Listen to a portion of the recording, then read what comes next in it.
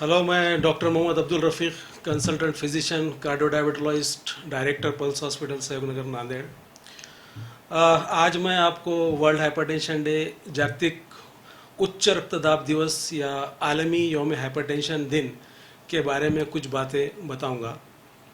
साथ ही साथ आजकल जो कोविड-19 की हवा चल रही है, जो पैंडेमिक है, जो साथ है, जो चल रही है, उससे बीपी का क्या ताल्लुक़ है, और उस पर भी मैं कुछ रोशनी डालूंगा। यानी कि साइमल्टेनियसली दो टॉपिक्स, वर्ल्ड हाइपरटेंशन डे और कोविड-19 और ब्लड प्रेशर, दोनों में क्या ताल्लुक़ है उस बारे में बताऊंगा। हर साल की तरह इस साल भी वर्ल्ड हाइपरटेंशन डे 17 मई 2019 को मनाया जा रहा है। वर्ल्ड हाइपरटेंशन लीग दुनिया की वो जो संस्था है जो दुनिया के तमाम हाइपरटेंशन सोसाइटीज़, जैसे कि American heart association, European heart society, European society of cardiology, Indian hearts hypertension society, ये सबको गवर्न करती है वर्ल्ड हेल्थ ऑर्गेनाइजेशन के साथ में मिलकर। तारीख 17/5 को वर्ल्ड हाइपरटेंशन डे, जागतिक उच्च रक्तदाब दिवस या आलमी यौम हाइपरटेंशन दिन 2005 से मनाया आता जा रहा है। हर साल इस वर्ल्ड हाइपरटेंशन डे के दिन एक थीम, यानी कि एक विषय या एक मौजू, मजमून दिया जाता है। इस साल का विषय है major your blood pressure, control it, live longer. इसका मतलब है यानी अपना ब्लड प्रेशर देखते रहो, उसे कंट्रोल में रखो और ज़्यादा दिन तक हयात रहो, जिंदा रहो। हाइपरटेंशन यानी क्या एक्चुअली? अगर किसी इंसान को ब्लड प्रेशर 140/90 से ज़्यादा है तो उसे हाइपरटेंशन कहते हैं, एज़ पर इंडियन गाइडलाइंस। अगर हम बात करें अमेरिका की और यूरोप की, तो वहाँ पर ये थोड़ा सा कट ऑफ वैल्यूज़ थोड़े कम है। वहाँ पर वो लोग अमेरिका में 120/80 को नॉर्मल मानते हैं और यूरोप में 130/90 को। हम इंडिया में 140/90 को पकड़ के चलते हैं। आइडियल बीपी वैसे 120/80 होता है।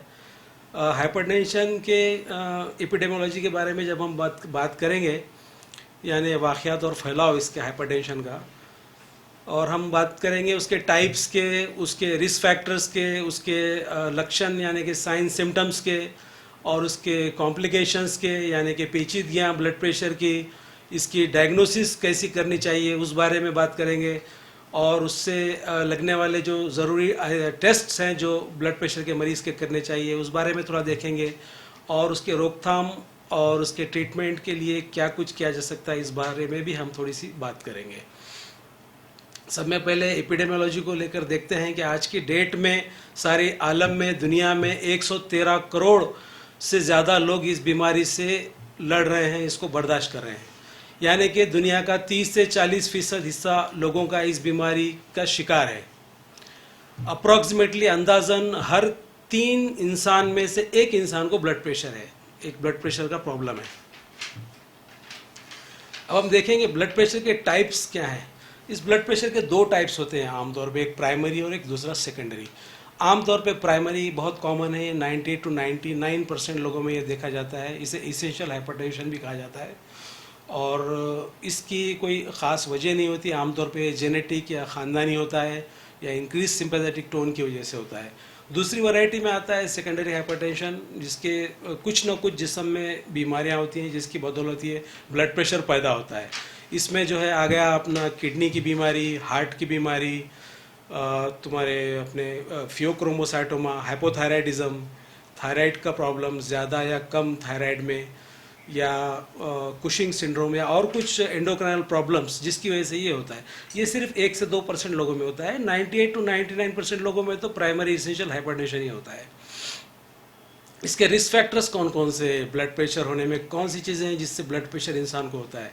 इसमें सब में पहले तो आता है डायबिटीज़, शुगर। जिन लोगों को शुगर का प्रॉब्लम होता है उनमें, जिनमें दिल की शरीयानों का प्रॉब्लम होता है, हार्ट के प्रॉब्लम होता है उन लोगों में, बाद में जो लोग मोटापे के शिकार होते हैं उन लोगों में, जो लोग अल्कोहल यानी कि शराब का ज़्यादा इस्तेमाल करते हैं, जर्दा सिगरेट ज़्यादा इस्तेमाल करते हैं उन लोगों में, ये सारे रिस्क फैक्टर्स। इसके अलावा कोलेस्ट्रॉल यानी चर्बी का तनासुब अगर खून में ज़्यादा हो तो उसकी वजह से, दूसरा, नींद की कमी से भी ब्लड प्रेशर अक्सर पाया जाता है। अक्सर लोगों में स्ट्रेस, टेंशन, दुनिया का आजकल का टेंशन, ये भी ब्लड प्रेशर के लिए ज़िम्मेदार है।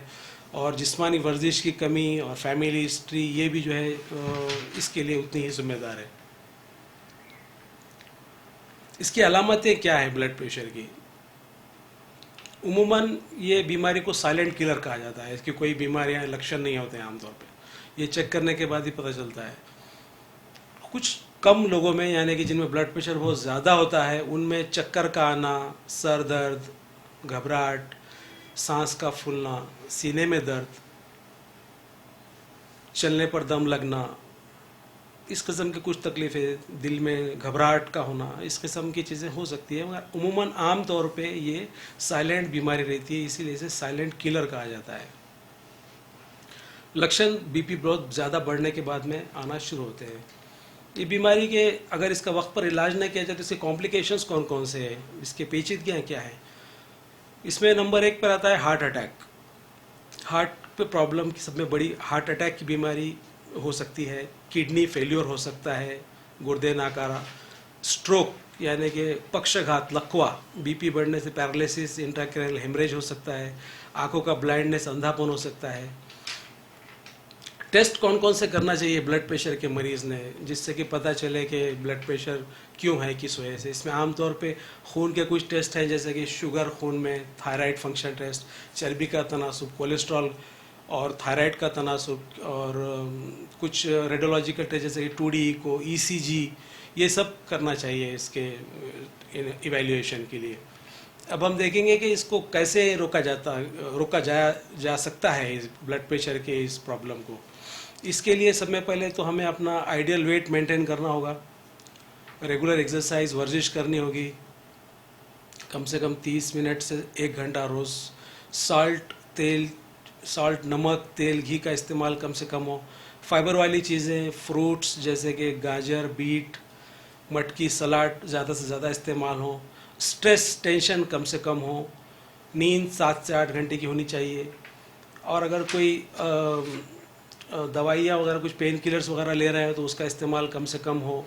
वक्त पर बीपी की गोलियों का इस्तेमाल हो, बिना डॉक्टर के मशवरे के गोलियाँ बंद किए जाए, और वक्त पे दवाइयाँ लेना बहुत ज़्यादा ज़रूरी है, और वक्त पर डॉक्टर से मुलाकात भी उतनी ज़्यादा ज़रूरी है। ट्रीटमेंट की जब ब्लड प्रेशर के बारे में हम बात करेंगे, मैनेजमेंट, ट्रीटमेंट ब्लड प्रेशर, तो आजकल हमारे पास आला से आला, अच्छी से अच्छी दवाएं मौजूद हैं आज के मॉडर्न ज़माने में, जो बीपी को कंट्रोल करने में यूज़फुल है। तो इन दवाइयों के इस्तेमाल से, इनको सही स्पेशलिस्ट डॉक्टर्स की मदद से इसको अच्छी तरह से ब्लड प्रेशर को कंट्रोल किया जा सकता है। हमारे पास काफ़ी अच्छे से अच्छे एडवांस दवाइयाँ आज की डेट में मौजूद हैं, जो आज से 10-20 साल पहले नहीं थी। ये तो हो गया वर्ल्ड हाइपरटेंशन डे के बारे में। अब हम थोड़ी सी रोशनी डालेंगे वर्ल्ड हाइपरटेंशन और कोविड-19 में क्या ताल्लुक़ है, क्या रिलेशन है। क्योंकि कोविड-19 आज की हॉटस्पॉट, आज की डेट में सब में बड़ा इशू है मार्केट में, दुनिया में, पूरे आलम पे।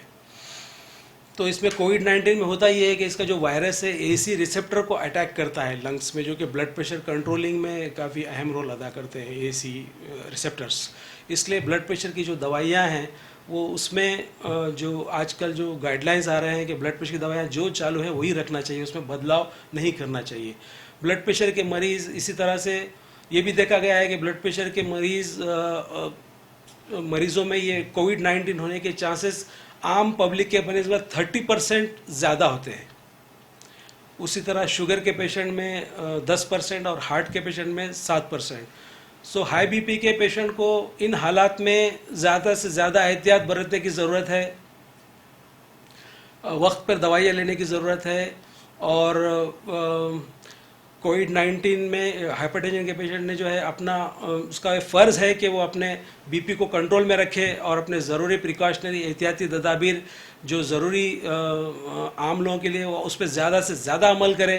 जैसे कि सोशल डिस्टेंसिंग हो गया, मास्क पहनना हो गया, बार बार हैंड का वॉश करना हो गया, और भीड़ भाड़ वाली जगह में निकलने से गुरेज या परहेज करना हो गया। तो ये डरने की बिल्कुल कोई बात नहीं है। हाइपरटेंशन का पेशेंट जो है अगर अपना खुद ख्याल रखे और ख़ुद के ब्लड प्रेशर को अच्छे से अगर कंट्रोल करे, तो कोविड-19 से उसको कोई परेशान होने की ज़रूरत नहीं है। मीडिया में उसमें काफ़ी डर पैदा किया जा रहा है कि हाइपरटेंशन शुगर के पेशेंट होंगे तो कोविड-19 से उनको ज़्यादा प्रॉब्लम आएगा, लेकिन ऐसा कुछ भी नहीं है। कोविड-19 के पेशेंट जो दवाइयाँ चल रहे वही चालू रखें और बिल्कुल डरने की बात नहीं है। एहतियाती तदाबीर आम पब्लिक जैसे जो प्रिकॉशन ले रहे वही लें, इससे कोई आफत की या कोई डर की कोई बात नहीं है। तो ये थोड़ी सी कुछ चंद बातें थी जो मैं आलमी वर्ल्ड हाइपरटेंशन डे के दिन कहना चाह रहा था। साथ में कोविड-19 का इलाज चल रहा है तो मैंने सोचा कि इसमें हाइपरटेंशन के साथ उस पर कुछ थोड़ी सी बात रख दूँ। Thank you very much. Thank you.